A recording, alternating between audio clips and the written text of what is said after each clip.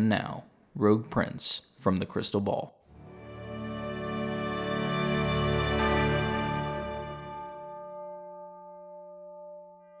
A month ago, if someone had told me I'd be knee-deep in the muck of places like Mercy's Village, I'd have laughed them out the room.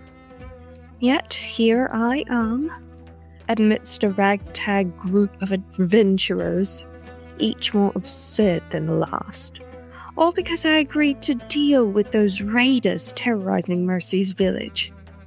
I seek the Eclipse Stone, an ancient relic tied to Solrath's heart, stolen from our kingdom in a betrayal that still stains our history.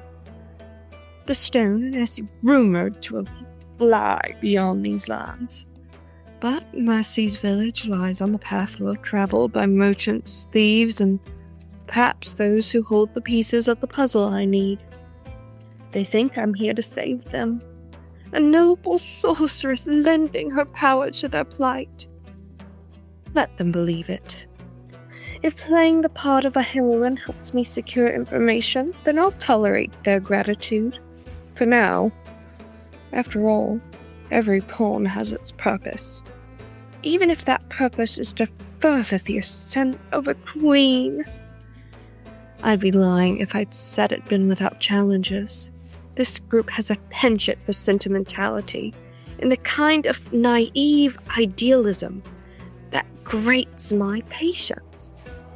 But I suppose every piece on the board has its use, even if they're dirty, reckless, and utterly beneath my station. If I must endure their company to advance my quest for the Eclipse Stone, and ultimately secure my rightful place as the ruler of Solrath, then so be it. Let them think I'm just another traveler in search of glory. They don't need to know that this little venture of theirs is merely another step in the ascent of Princess Elisande Evercrest.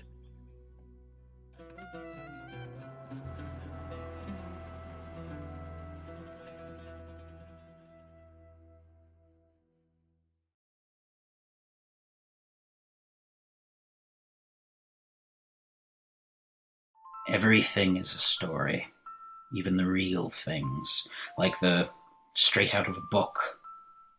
I guess a book. That's where it starts. It starts with books, where you see our hero. No, our protagonist. She restores books.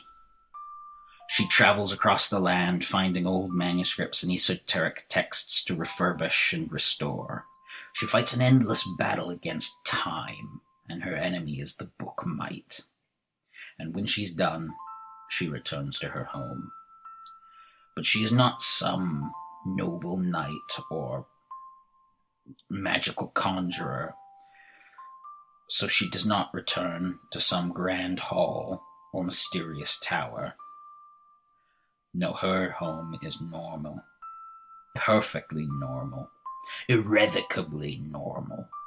She lives in a normal part of town with normal friends, normal family, and since it's all normal, it's all supposed to be good. But it's not.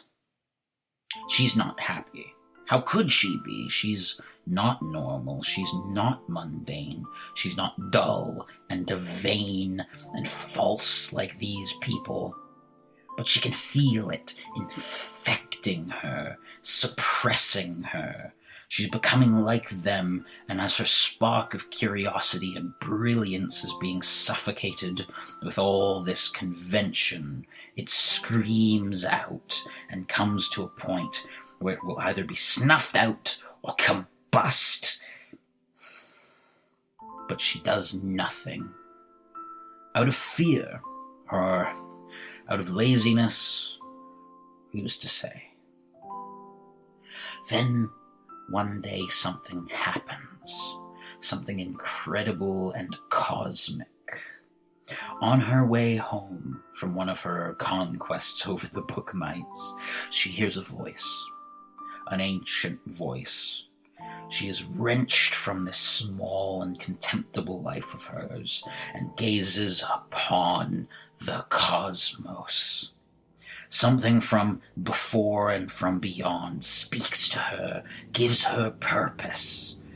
It costs her her mortal shell, but what a small price for purpose.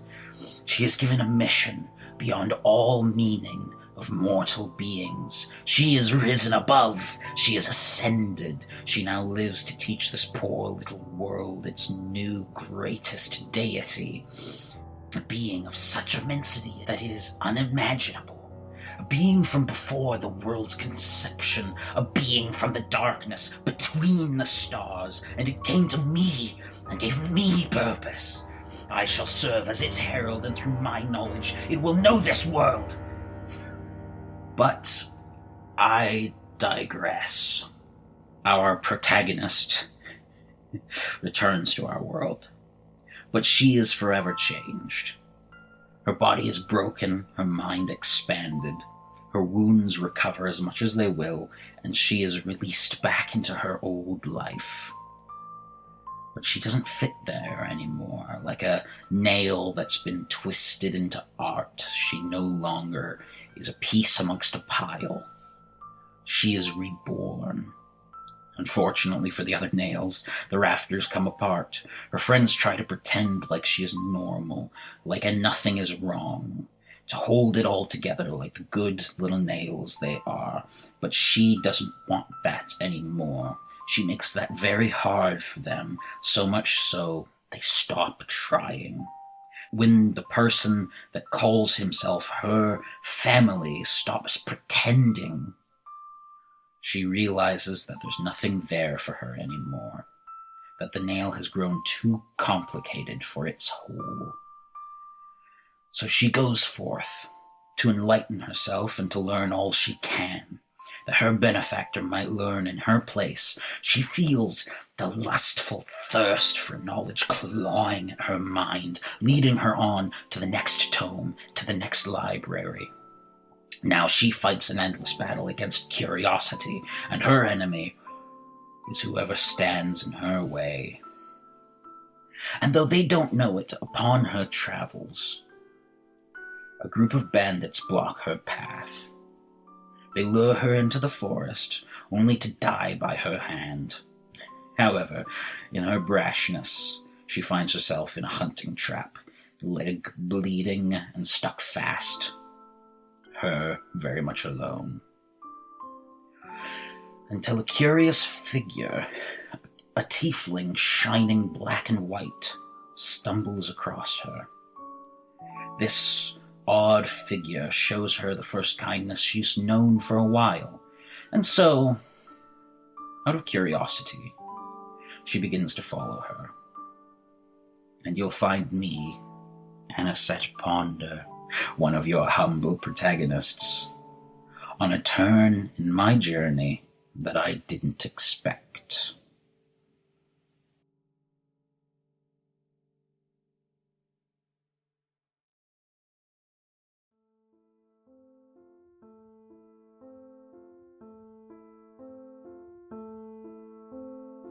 My name is Mercy Araman. I am the Swarm Protector of the village of Moonscar and the White Raven of the Pearl Dove Ballet Orphanage. I was left at the orphanage as a babe, likely from my parents' fear when their daughter arrived into this world with pink skin, unreadable eyes, and 3 horns like that of a devil. I grew up alongside the children as another orphan, another dove, but the mother saw something different in me. Though the other children did not take to me kindly, I always had an instinct to protect them. So, though shunned by them, I went along watching out for them, on stage and off. Then, one day, when I was not yet an adult and no longer a child, a group of men tried to have their way with some of the girls after a performance. I did not let them. From then on, I had the respect and adoration of others. I was accepted, and the mothers took me under their wings, into their sacred order.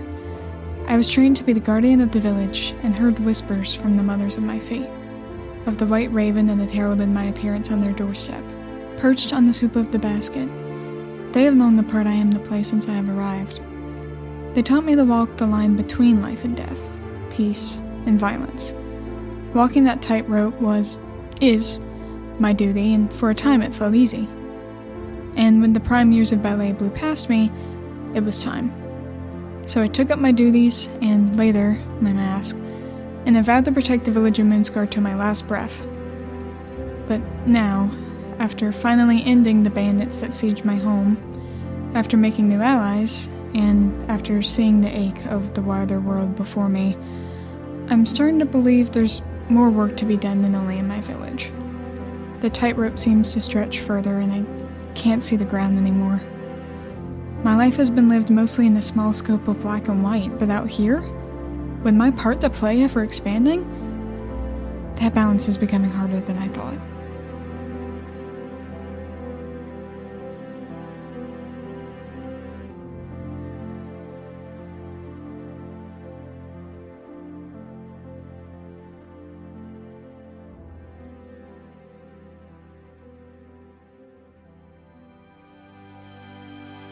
That was Alex Lee as Mercy Aramon, Emily Gerald as Elisande Evercrest, Ronan Fox Critchley as Anisette Ponder, and Michael Isaac Vonberg as The World. From the Crystal Ball was scored by me, Isaac Vonberg, and sound designed by Alex Lee, with additional music courtesy of Epidemic Sound. For more of the show, join us on Patreon, where for just $5 a month you can access episode talkbacks, bloopers, exclusive one-shots, and all sorts of bonus content. You can find us at From the Crystal Ball on social media and at our website, www.fromthecrystalball.com. And finally, thank you for listening.